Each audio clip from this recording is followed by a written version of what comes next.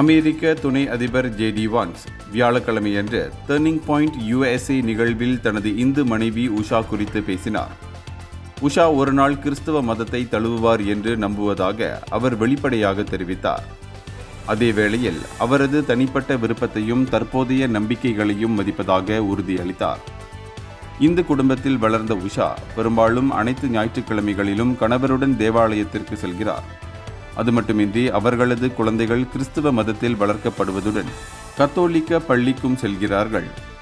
திறந்த உரையாடல்கள், புத்தகங்கள் மற்றும் இந்தியாவுக்கு பயணங்கள் உட்பட இரு மதங்களையும் பற்றி தங்கள் குழந்தைகள் தெரிந்து கொள்ள ஊக்குவிக்க பெற்றோர் இருவரும் ஒப்புக்கொண்டுள்ளனர். இருப்பினும் உஷா தனது பெற்றோரின் இந்து மதத்தின் மதிப்பை கருத்தில் கொண்டு மதம் மாற விரும்பவில்லை என்று இதற்கு முன்பு நேர்காணல் ஒன்றில் வெளிப்படையாக தெரிவித்திருந்தார். அதே கருத்தையே ஜே.டி. வான்ஸின் இந்த கூற்றை தொடர்ந்து அவர் மீண்டும் எடுத்துரைத்துள்ளார்.